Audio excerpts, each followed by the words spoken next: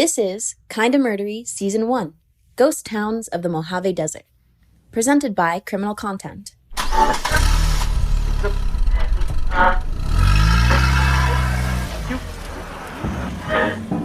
You're rocketing down the 15 freeway between Vegas and LA. It's a scorched wasteland of Airstream meth labs and unrelenting heat. This is no place you'd want to stop. But the car's on fumes, so you take the exit and you pull up to the gas station. It's abandoned, a concrete canvas that some local Michelangelos turned into the Sistine Chapel of spray paint penis. A grave marker for every crazy story lost in the desert sands. These are the ghost towns of the Mojave Desert. And this is Kinda Murdery.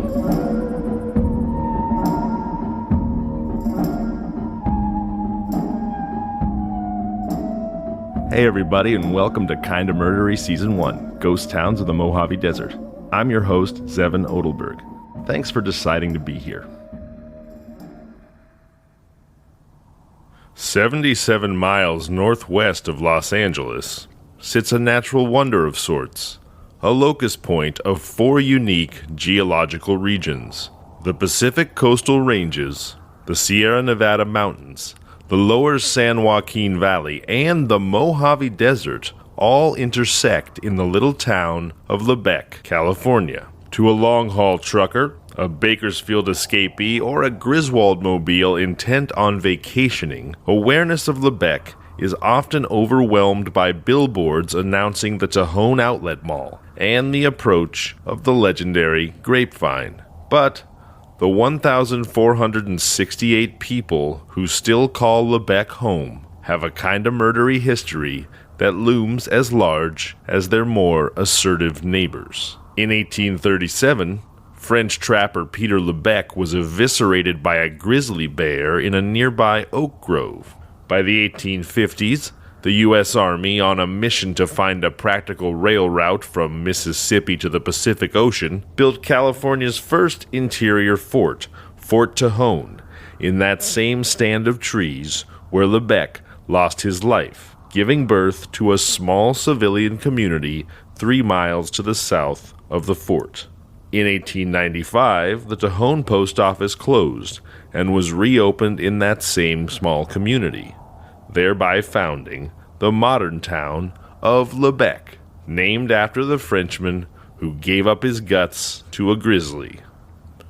And perhaps in deference to the man whose name it bears, ever since then, the town of Lebec, California, has enjoyed a 126-year history of being kinda murdery, pretty darn murdery, and absolutely, positively, super duper murdery.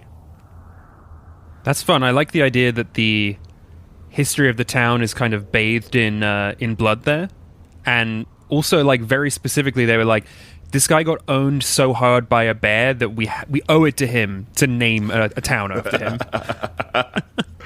Yeah, absolutely. Well, hey everybody, you know that voice you hear there is my on-air producer, Adam Volrich. How you doing this morning, Adam? I'm doing fantastic. How are you, man? Very well, thank you. Very well. I am also joined by Sean Christensen and Brendan Hubbard from Criminal Content. Hey guys, how's it going? How's it going? And of course, and most excitingly, I am joined by none other than the host of the amazing and phenomenally popular podcast, the king of the supernatural, and one of the kindest men I have ever met in my life. It's Hillbilly Horror Stories genius, Jerry Paulley. Hey, Jerry, how are you? Thanks so much for being with us here today. I am doing awesome, and thank you for the kind accolades, which most of are probably false. But I think there's several that would probably dispute the whole king thing. But I appreciate the kind words. Well, you know, see there Jerry goes, telling us not how great he's not, while simultaneously adding beautiful humility to the rest of his wonderful attributes.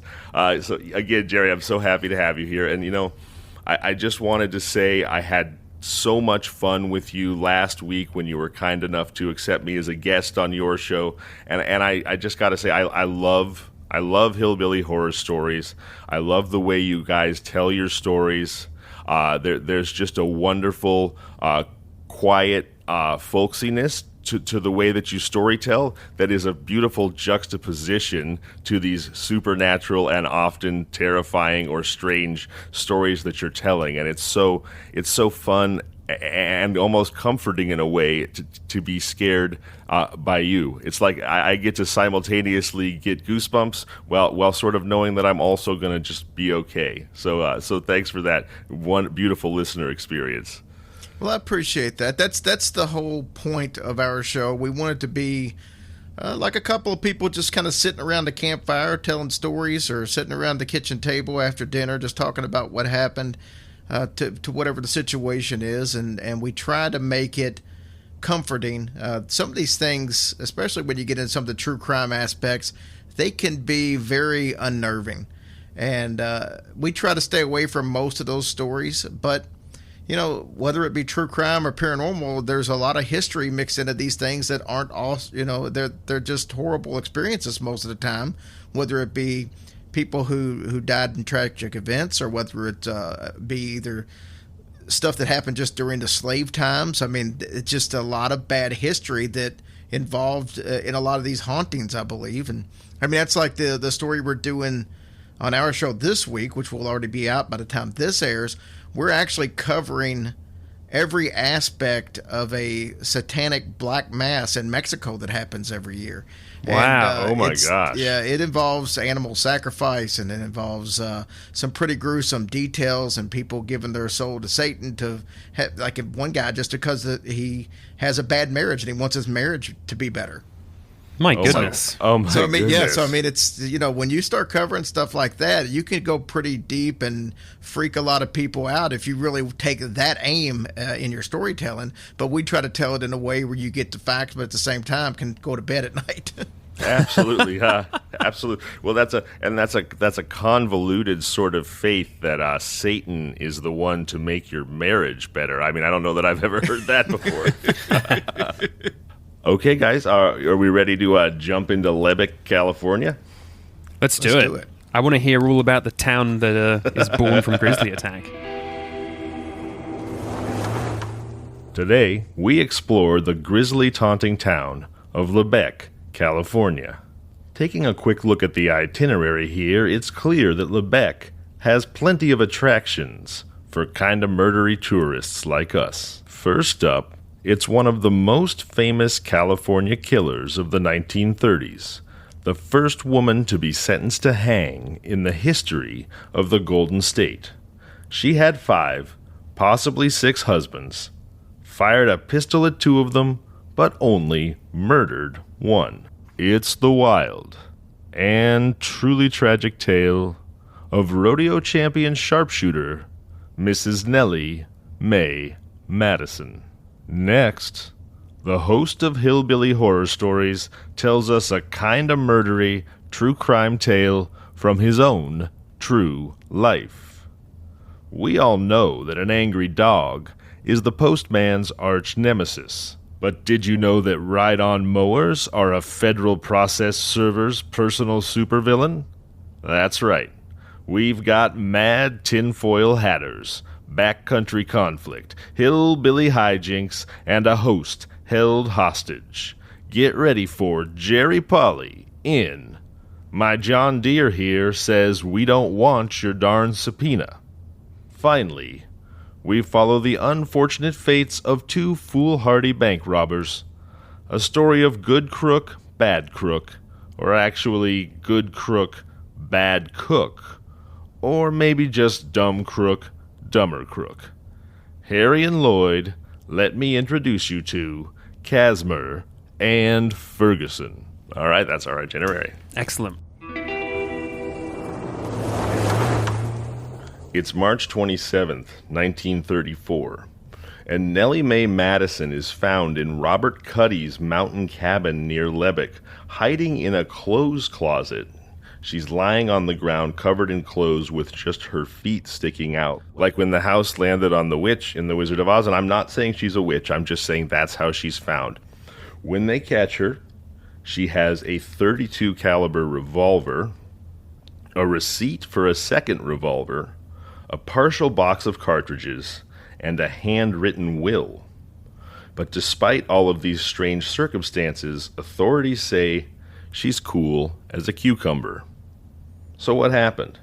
It's time for the wildly true and tragic tale of rodeo champion sharpshooter Mrs. Nellie Mae Madison.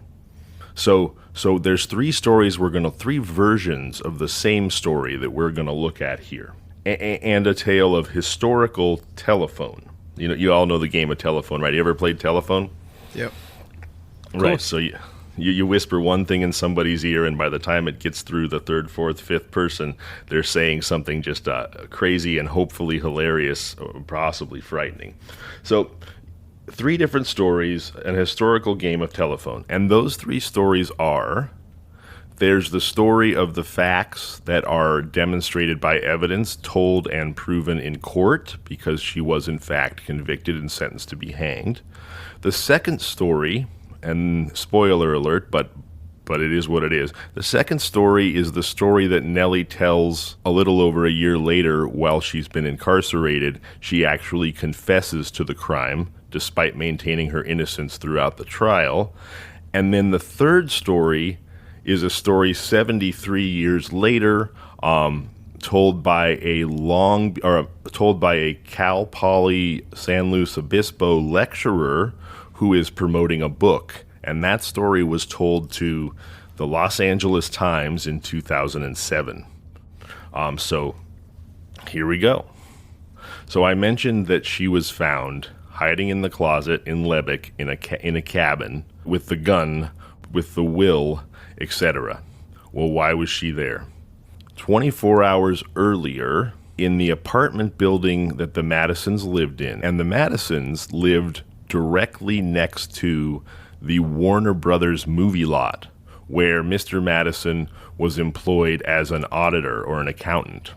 Late that night, the night before, there is the sound of 5 gunshots, possibly from their apartment. The neighbors get alarmed. One of them goes to the door of the Madison's apartment and knocks and says, "Is everything okay in there?" Mrs. Madison immediately replies, yes, everything is fine, no worries. And so the neighbor, because of how calm she sounds, is mollified by that answer. At this point, some other neighbors have gathered in the hallway, and one of them advances the idea, well, we do live next to a movie lot. They're probably filming a gangster movie or something. So those gunshots we heard, most likely it's a James Cagney movie. It's the classic. No, I didn't kill anyone. I was watching a horror film. Yeah, well, exactly. Or I was just playing Call of Duty, right? In 1934. Yeah. So the neighbors decide that must be it. They're just filming a gangster movie, and everyone disperses and goes back to bed. The next morning, one of them sees Mrs. Madison leaving the apartment with a small package. Well, later that day, for whatever reason, maybe the gases were starting to collect in the corpse of Mr. Madison and there was a smell, who knows. But the landlady gets a bad feeling. And she uses her landlady key and she opens the door and she walks into the apartment.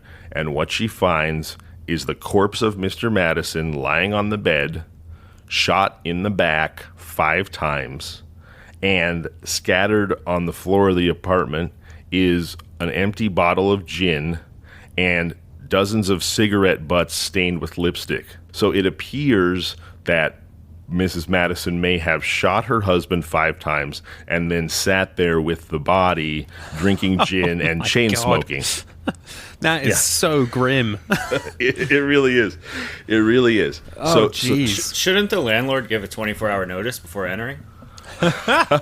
Yeah, tenant rights. Well, who's she giving the notice to? The corpse? Yeah, right, exactly. Well, it's it's probably at this point, less than 12 hours since the killing, and somebody did see Mrs. Madison leave the apartment complex with that small package we had discussed. And so a manhunt ensues, and she's found, as I mentioned, in this cabin in Lubbock, and she is arrested. And upon being arrested, they ask her about what happened, and she refuses. They again describe her as almost preternaturally cool. I mean, I think some of that description is probably a form of sexism where women are expected to be hysterical, and therefore the fact that this woman is very calm in the face of her husband's death must be evidence of her guilt. Well, if it appeared as though she hung out there for a while, chain smoking and just being around the body, she does sound preternaturally cool, to use your words. Well, maybe she was, maybe, although sometimes when people are stressed out, they need a bottle of gin and a bunch of smokes, just ripping heaters till she calms down. So she is arrested and she's arraigned and she's going to be tried for the murder of her husband. So here is basically all the facts that come out in the courtroom. Miss Nellie Madison, she grew up in Montana.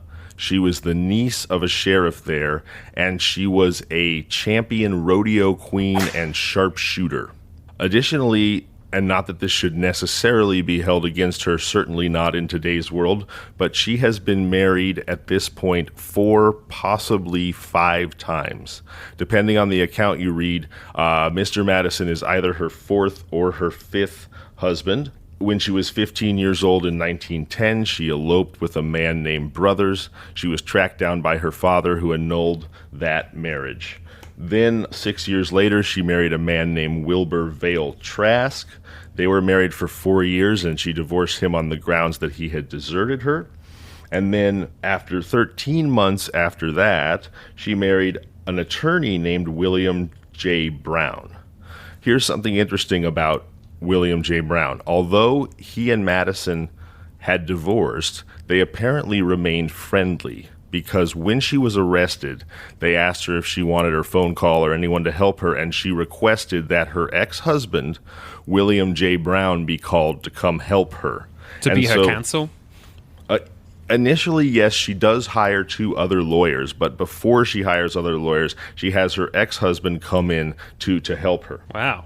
Now, so she's had all these marriages, but this is the only one that's ended in bloodshed. Yes, but... there it is. There's a but. Good.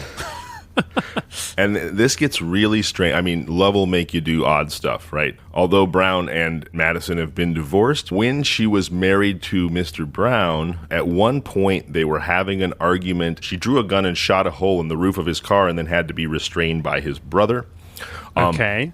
Yeah, so she did fire a gun at least one other of her husbands, who, oddly enough, wanted to help her out in the trial, and they both said, well, that was just an accident. But right. She doesn't... I think if she is a well-known sharpshooter, and she didn't kill the person she shot at, she didn't mean to kill him. It's either an accident or it's a choice. Right, and Adam, I think a jury agreed with you. So here is where it gets pretty wild. The defense that she goes with at the trial is that, wait for this one, Jerry. She says, I didn't kill my husband, and I can tell you why I didn't kill my husband. And that's because the man you guys buried as my husband, I didn't recognize him from Adam. Sorry there, Adam, not you, of course. That was not my husband you buried. You buried some stranger. I have no idea who it was. The day of the murder, I kissed my husband goodbye. I never saw him again, and I can't speak to why there was a dead stranger in our bed, shot in the back. But that's the deal. That man in the grave is not my husband, and you ought to exhume him, even though he had been identified, by the way, by friends of the family and etc. You ought to exhume him to demonstrate that I'm telling the truth, that that's just a dead stranger who was somehow killed in my house, and my husband is not dead. He's missing. But she also doesn't take credit for killing the stranger. She's just like, there was someone in my house who ended up dead, and I had nothing to do with either. That is correct. Now, that's kind of genius in a time where you can't really do like DNA and dental. You know, it's funny you should say that, because her defense attorney does say at the outset of the trial, although he won't elaborate, that I believe, having heard Mrs. Madison's story, that she has the perfect defense. And that turns out to be the story. However, now there's some more details here that are even more damning for Nellie Madison. So she had gone out 2 days prior and bought 2 pistols. The first was a Spanish pistol, an older pistol that turned out to be non-functional. The second was a brand new, beautiful Colt pistol. Here's what's interesting. Both of those pistols were .32 caliber pistols. Now, .32 caliber is a pretty uncommon caliber. It's not a standard caliber. Usually it would be a .38, or it would be a .45, or it would be a .44, a .32, or maybe even a .22. But a .32 is a pretty specific caliber. Okay. It tends to be a target pistol. Sometimes has a longer barrel. But I guess what I'm saying is something a sharpshooter might like to use. Exactly right. Exactly right. That she clearly, was skilled enough with a gun to have a favorite firearm, which was an atypical firearm. Mm-hmm. So, and by the way, Mr. Madison was shot 5 times with a .32 caliber revolver. Okay. So she went and bought this old Spanish .32 caliber revolver. It was non-functional. So she then took it to another gun shop to ask them if they could repair it. They said, sorry, we don't have a gunsmith on site. And that's when she purchases this new Colt .32. And the story... Wait, sorry, and he was shot with .32 or .35, did you say? .32 caliber. Same. Yes. All right. And when they found her up at the cabin, they found her with the non-functional Spanish pistol and a receipt for the Colt, but not the Colt. The Colt was never found. All right, well, check, please. Yeah, exactly. So... right.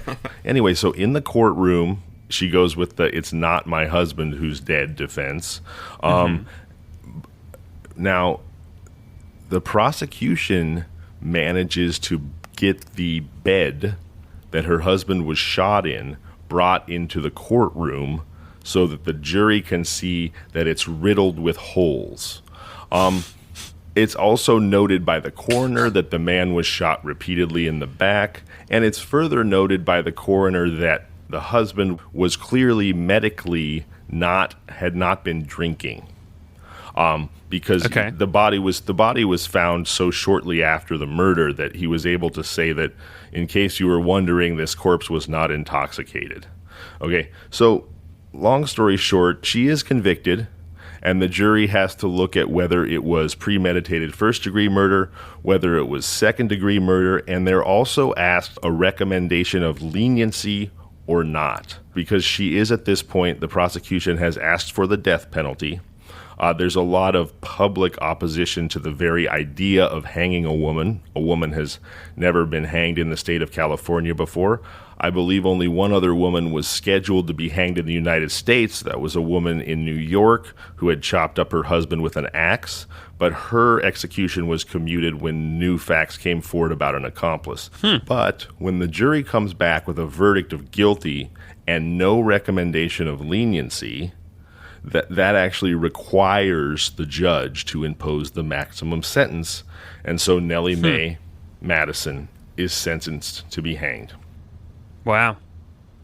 Now, this is in May of 1934.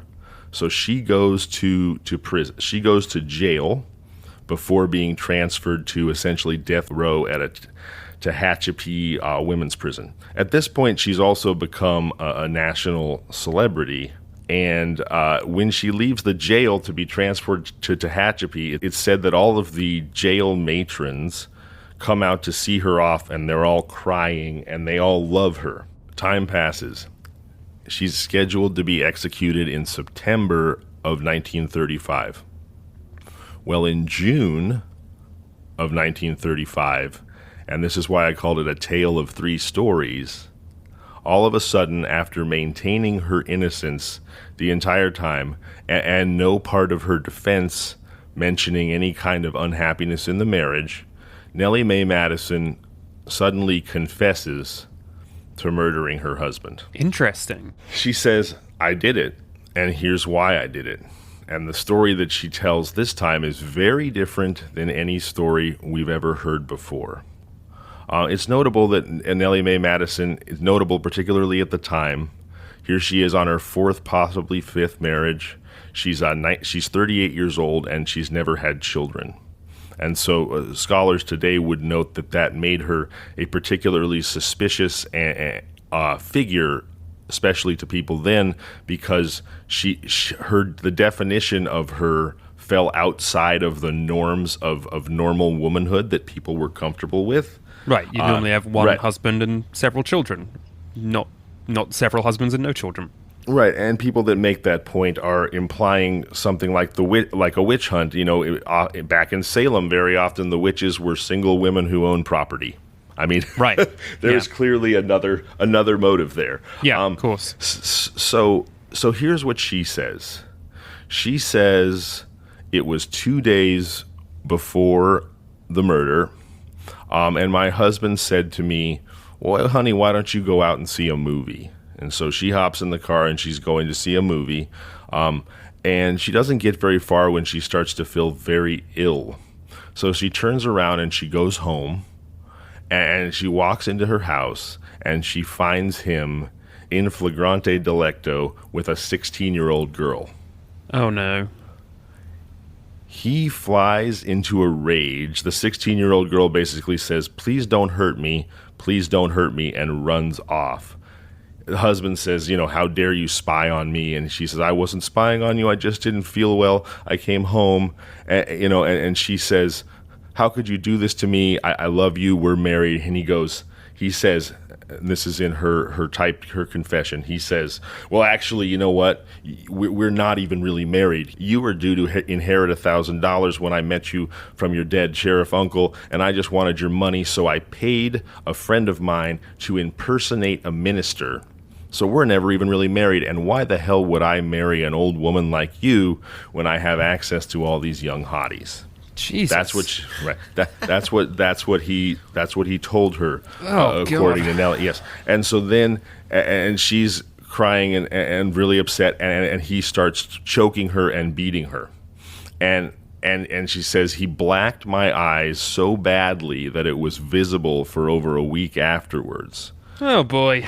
So obviously there's never an excuse for domestic violence, and this story has taken a very dark turn, but there are also pieces of it that don't necessarily line up with the facts of what has previously happened.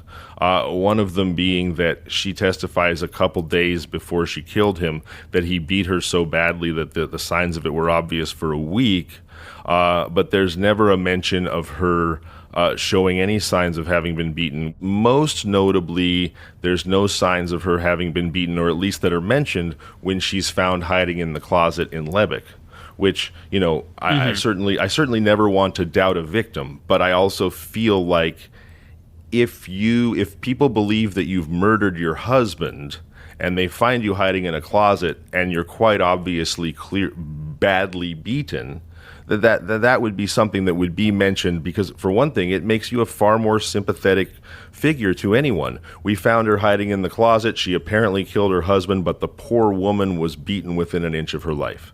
I mean, that would be something that would certainly be brought out in her defense at the trial. What she says is, he scared me so badly that I went out and I bought a gun to protect myself. She buys the 2 guns and she goes home. They are then, a couple days later, the night of the murder, he forces her physically to write a note that says, basically, I know that we were never married, and I'm sorry, honey, that I was cheating on you and stepping out on you all the time. So he makes it her fault. Huh. She then is very embarrassed by writing this note, and she wants the note back. And she says that her desire to have the note back is why she pulls a gun on him. At which point, quoting her in the newspaper here, she says, "My husband grabbed a knife and threw a knife at me.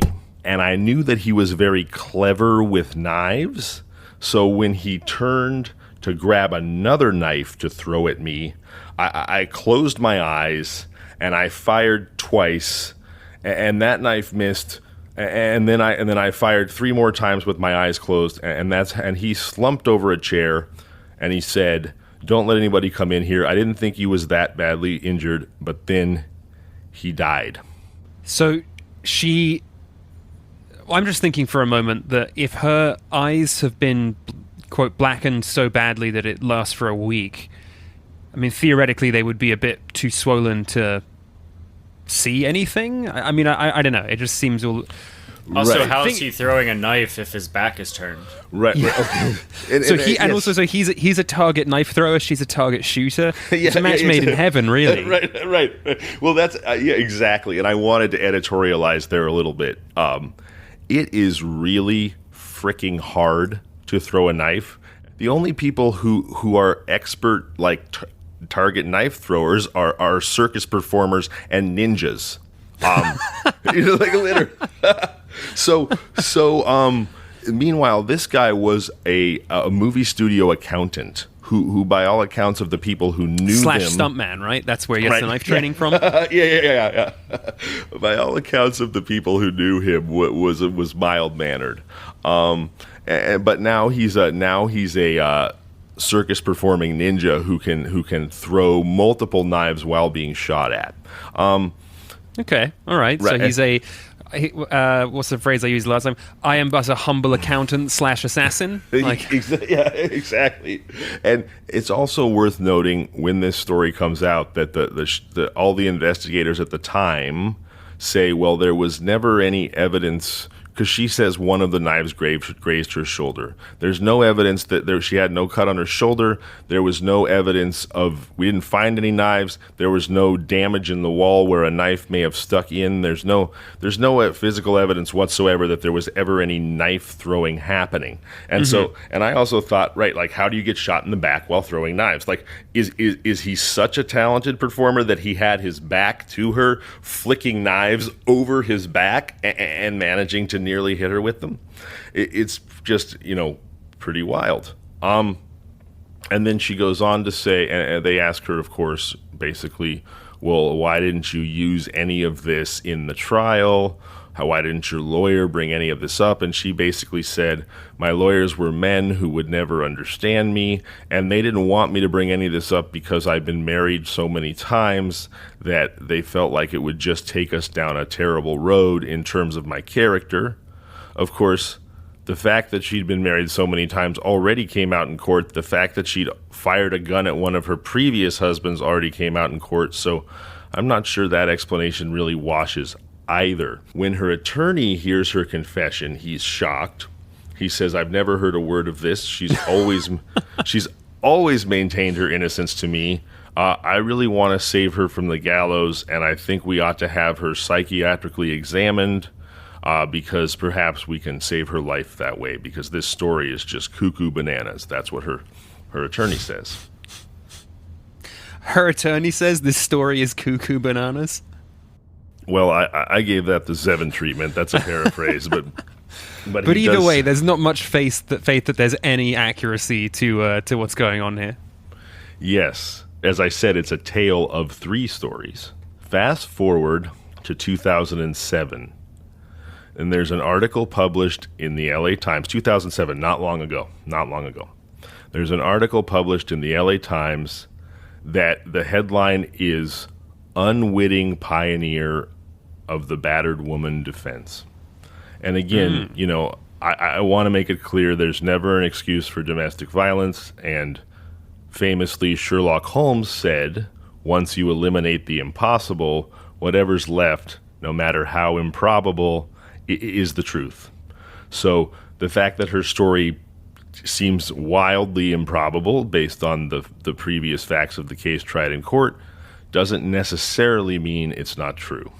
But with that disclaimer, I will point out that the story published in the LA Times is the facts of the case as told by a lecturer at Cal Poly San Luis Obispo who is currently promoting a book about Nellie Mae Madison. And the version of the story told in the LA Times, and told, by the way, just as historical fact with no reference to any other timeline or version of events, is essentially Nellie Madison's story with some facts missing. And the facts missing, even from what the story that Nellie Madison told, are the ones that conflict most directly with what was established in court. So the story told by the lecturer from Cal Poly San Luis Obispo and then related to the LA Times is similar to the one that Nellie Madison told, except that now the fight she had with her husband was much earlier in March. So to give her enough time for the signs of her abuse to have disappeared. And here is how there's no mention of the fact that the coroner testified that the husband was not drunk, because in Nellie Madison's story, he was blind drunk and in a rage when she killed him. The coroner at the time said he was not drunk. There's no mention of that. Here is how the story in the LA Times is told by the Cal Poly lecturer explains how it's possible to shoot someone in the back while they're throwing knives at you. So they actually get an expert to explain that one, do they? Yeah. And how it's possible for someone who was throwing knives at you to end up face down, shot 5 times in the back on their own bed. So the story now has become Mr. Madison was lying in bed and starts to fight with his wife about she wants that embarrassing note back, and they get into this giant fight, and she pulls a gun on him, at which point he reaches down under his bed and pulls out a box, and I'm quoting, a box of butcher knives. I'm not aware that a box of butcher knives is a thing. If it is, I've never seen one. I mean, I keep one under my bed at all times, so... So according to the Cal Poly lecturer and by extension the LA Times, that he keeps a box of butcher knives under his bed. So he's lying prone in the bed. So she pulls the gun. He leans over to grab a butcher knife out of the box under his bed, thereby turning his back to Nellie. Comes back, throws a butcher knife at her, which she says grazes her shoulder. But again, no evidence of knives or any knife-like damage anywhere in the apartment. But she says it grazes her shoulder, and again, it mentions that he was an expert knife thrower / studio accountant.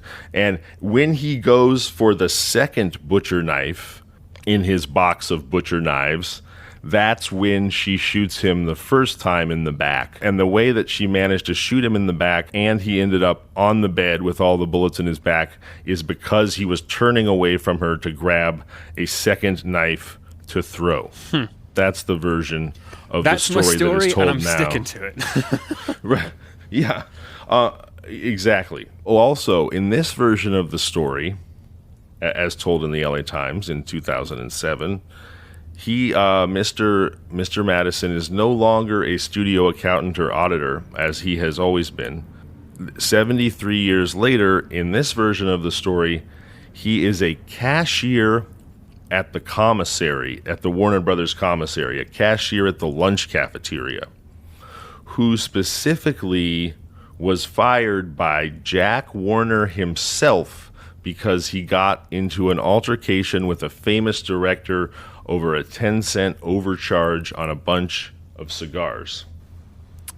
All right. That's why I was going to say that's why he needed that $1,000 Yeah. inheritance. Yeah. See, I'm still curious about the whole thought process of her saying that he was a stranger in her house. I'm just wondering if they were into like role playing and he was supposed to be the stranger, and now she's so good at it that she's sticking to it even through a trial. Oh my gosh. That's amazing. That's amazing. But she says that given that I'd been married 4 or 5 times, that that my attorneys felt that if I went with a story that my husband was abusive, that nobody was going to believe it. And I think beyond that, they felt that no one was going to believe it because there was so much physical evidence that he was A, not drunk, B, shot in the back in his bed, etc. The story goes that he got in an altercation with director Alfred Green and was fired by none other than Warner himself. Now, I spent 13 years working at a movie studio, and I can tell you that the most famous head of the movie studio, Warner of Warner Brothers, he does not eat in the cafeteria with the rest of the plebeians and then have to stand in line and wait for this cashier to check him out, which would have had to have been the scenario, because if Warner himself wasn't there, there's no way that the studio head is the one who fires a cafeteria cashier. There's no world in which that happens. So this story that she tells, the story of what really happened, that her husband was wildly abusive and unfaithful, and that she killed him in self-defense lest he throw enough butcher knives at her to kill her. And her story is both, to the masses, sympathetic, and also in a sense romantic, not in like a romantic love sense, but in sort of a swashbuckling, incredible story sense. And it really captures the imagination of the public who already didn't want to hang a woman. And that increases the pressure on Governor Merriman to commute her death sentence, which he does. Her death sentence becomes a life sentence, and a few years later, there's a new governor, Governor Olson, who again commutes her sentence to just a 15-year sentence. And in 1943, having served 9 years in prison for the admitted murder of her husband, she is released on parole. Wow. Yeah. She's released on parole. And in 1944... she marries either her 5th or 6th husband. I say 5th or 6th because according to most of the newspapers from the time, it would have been her 5th, but according to the Times, the LA Times in 2007, it was her 6th husband, a man named John Wagner, and she is married to him from 1944 until 1953, when at the age of 58, she dies of a stroke. Quite a life. It is quite a lot. I mean, she almost feels like a legend of the Old West or something. It's Annie Oakley meets Pecos Bill, some kind of just a American legend. We have these 3 stories told ostensibly by that. We have the story that was tried in court. We have the story that Nellie tells. And then we have the story told in the LA Times and by a lecturer at a university who writes a book on the subject. So, we should probably assume that all of these people are truthful and researched, and yet the stories are so wildly different that's why I call it a game of telephone. It almost starts to feel like, of course she existed, but it's almost like, did she ever exist, or is she a product of our collective zeitgeist, a sort of American tall tale figure? Yeah. And it's also remarkable because Nellie must have had just phenomenal charisma of some kind, because, one of her ex-husbands, who she had also fired a gun at, came to help defend her in court. upon being released from prison for admittedly murdering her last husband with 5 bullet holes in the back, she marries another man less than a year after her release. So she was beloved by all of the matrons in the women's prison. She was something of a folk hero to the American public. So I can only imagine that she had some kind of almost, gosh, it sounds wrong to say magical powers because it feels like I'm indirectly calling her a witch, which I'm not. Given that this could have been a witch hunt, but she must have had some amazing magnetism, I would think. Yeah. Because she captured the imagination of the public, she captured the imagination of future romantic loves who knew that she was an admitted murderer. She gained the help of exes who knew she was a murderer potentially. It's a remarkable story of a person who everyone, despite everything, seemed to just love, for lack of a better word. Quite the tale.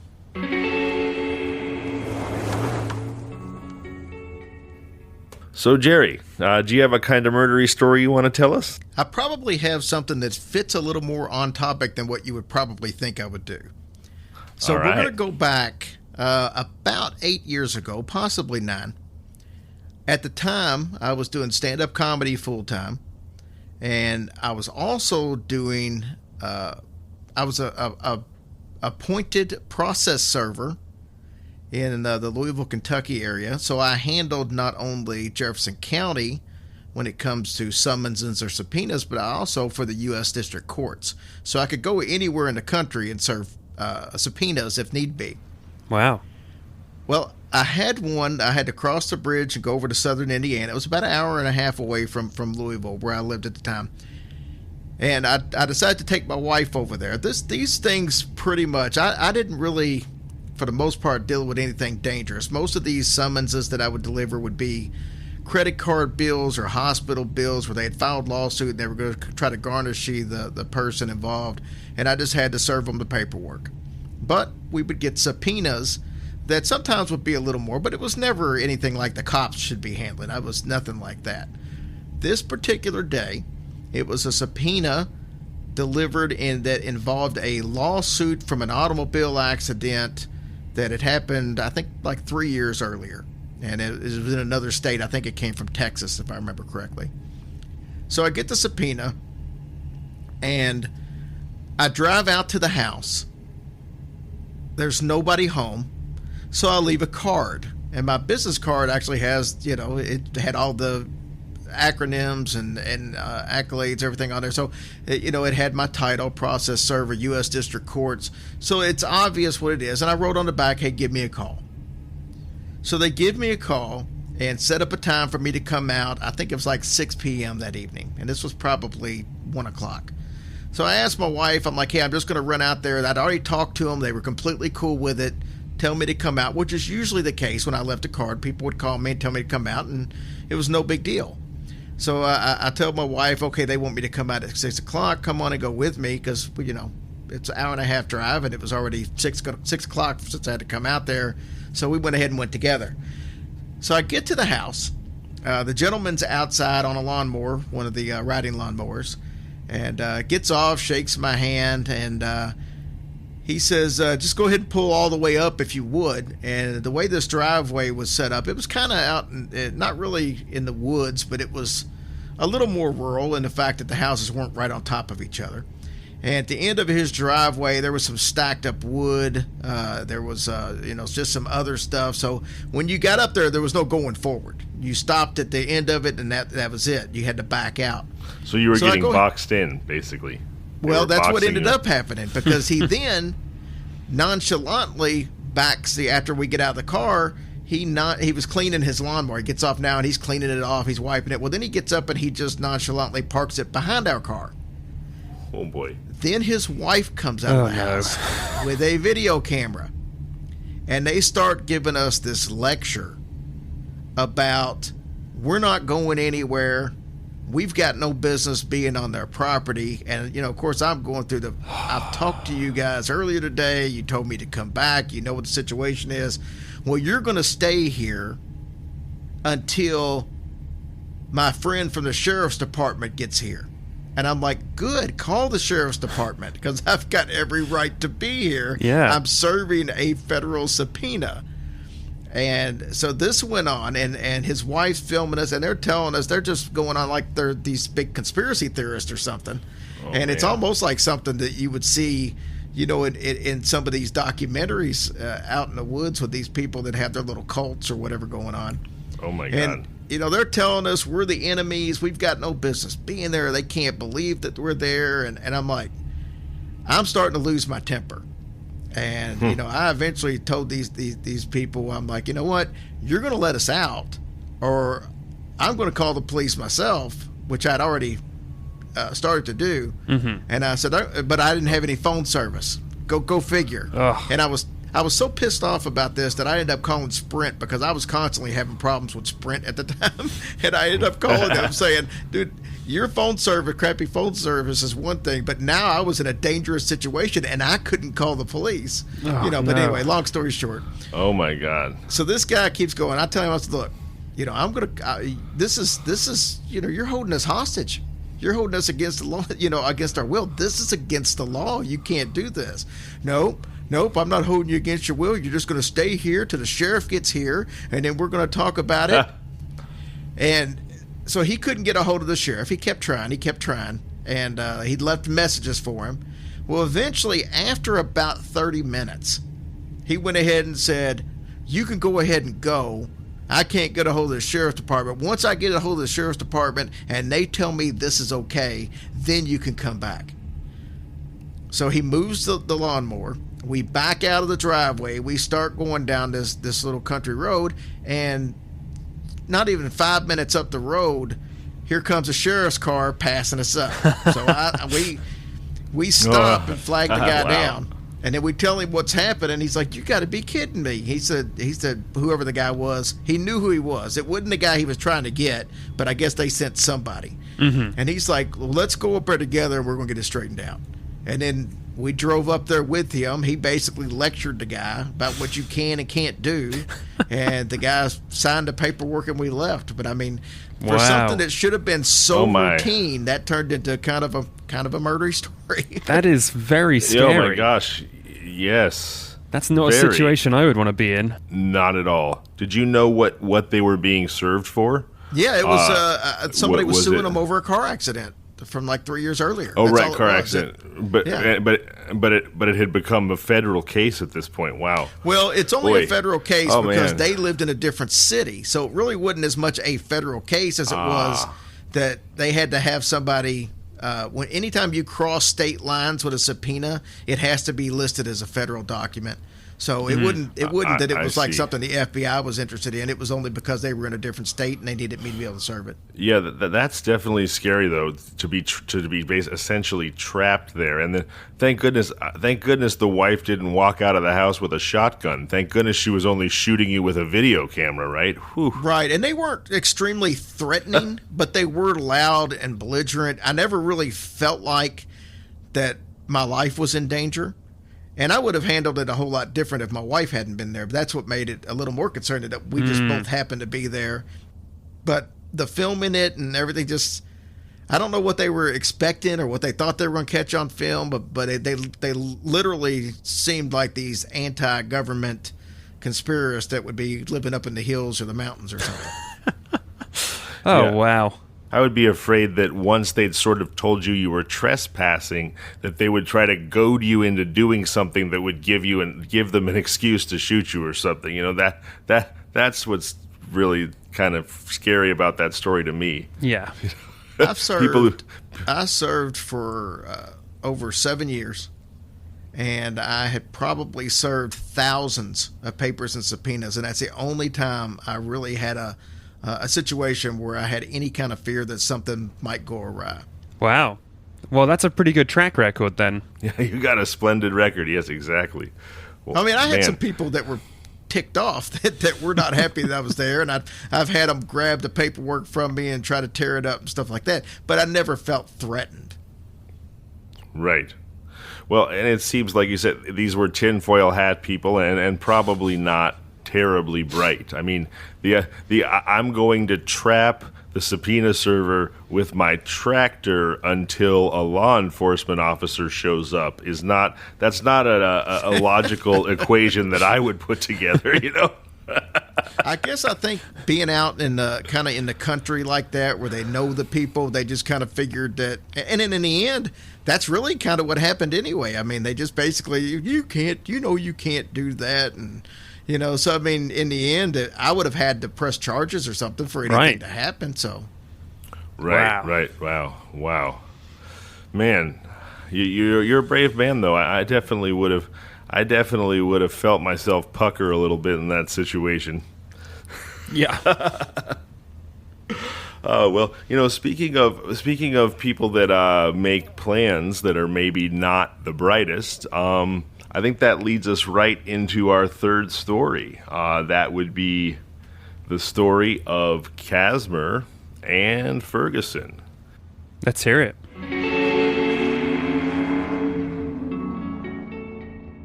It's early February 1932, and 28-year-old Levick short-order cook is manning the griddle at a restaurant in town when he suddenly leaves his job in the middle of the shift to go for a walk in the nearby mountains.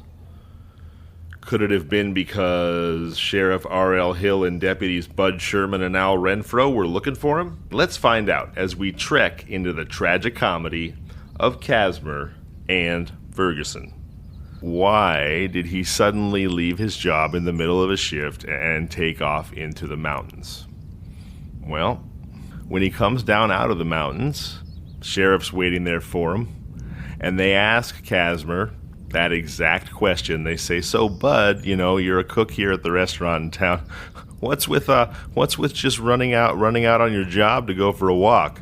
And Casimir's reply is, "Well, I often have these spells come over me where I just need to get a bit of exercise, and when I do, I got bees in my bonnet, I got ants in my pants, and it's really quite common for me to just leave work and go for a hike in the mountains around Levick."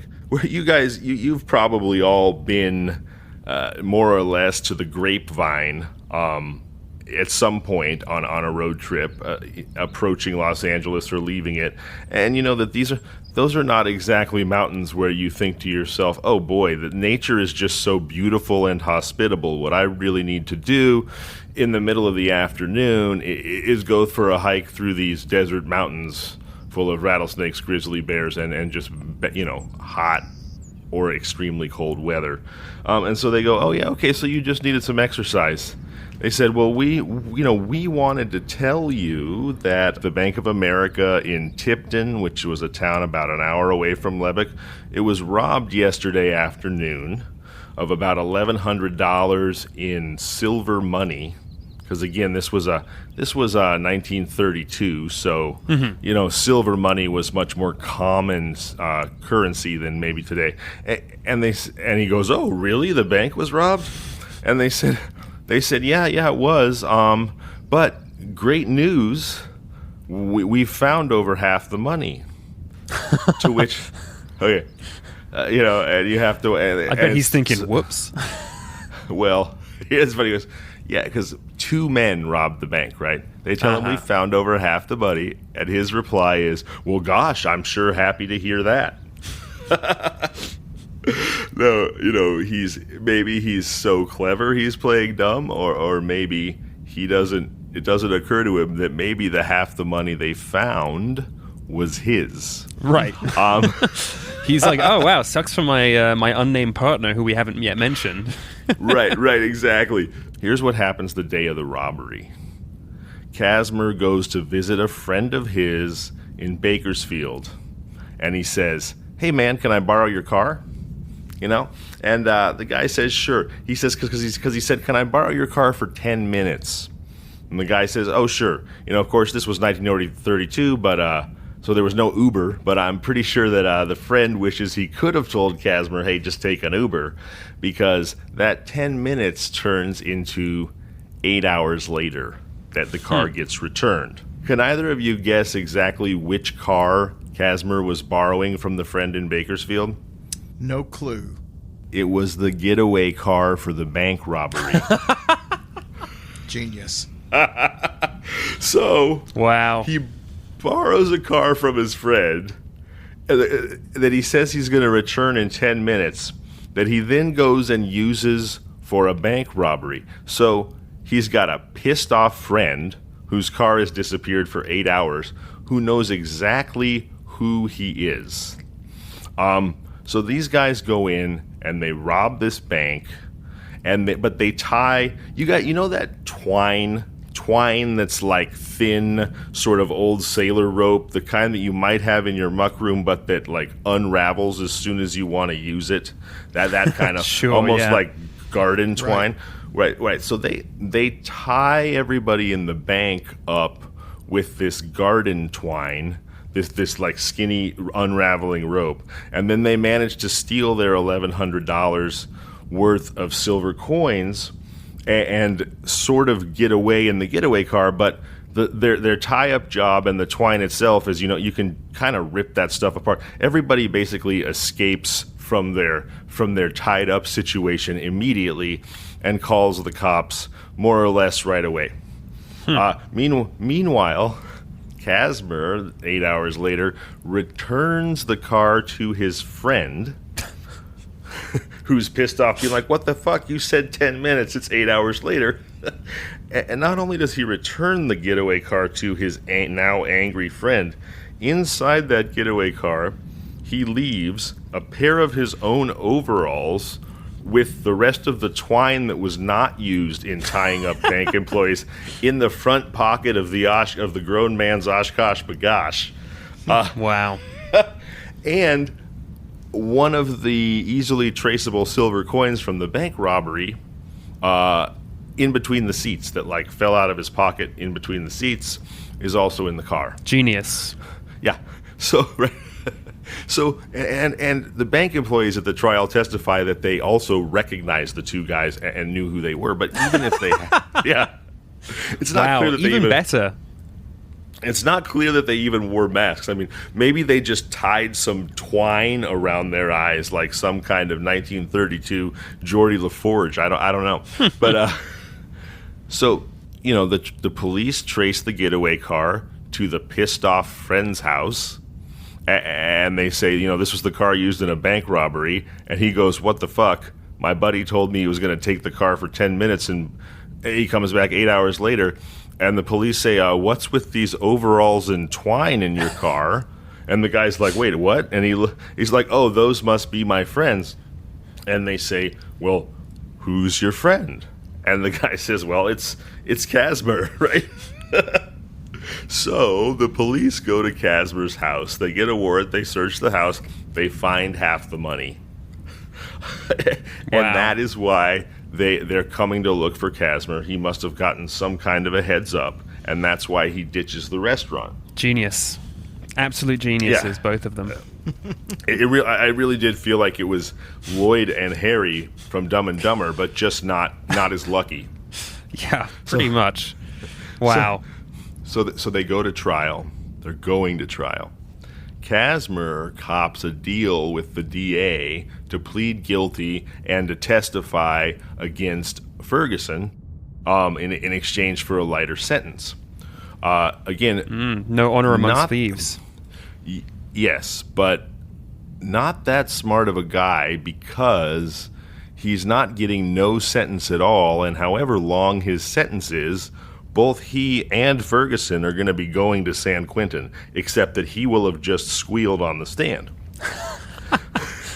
Right. He's like, just so I can get shanked with a toothbrush in prison, And so the day comes for him to testify against Ferguson, and he gets up on the stand, and the DA questions him, and he refuses to say a word. He suddenly got smart. He refuses to say a word. He won't say anything at all. They ask him all these questions. He clams up. And the DA says, well, isn't it true that the reason you're refusing to testify right now is that your life was threatened in jail last night? And again, Casimir won't say anything. So finally the DA's frustrated, and he's like, well, you're all right, you're going to jail anyway. He says, but let me ask you this, will you answer this question? And he shows Casimir the gun that Casimir used to hold up the bank, and Casimir says, is this the gun you used to hold up the bank? And Casimir takes a look at it, and he says, oh, yeah, I guess that's it. He goes, it looked bigger the first time I saw it, but that's the one. I was like, if that's not a setup for a "that's what she said" joke, then I've never heard one. Wow. Oh, man. I almost what a wish dumbass. I know. I almost wish the prosecutor had said, yeah, for the record, Your Honor, that's what she said.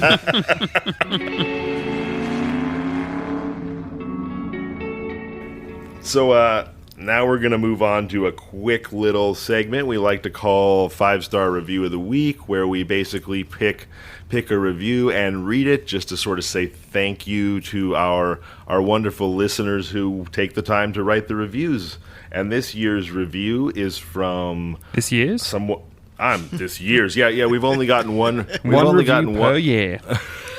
We've only gotten one review this year. So I was going to say thank you, Mr.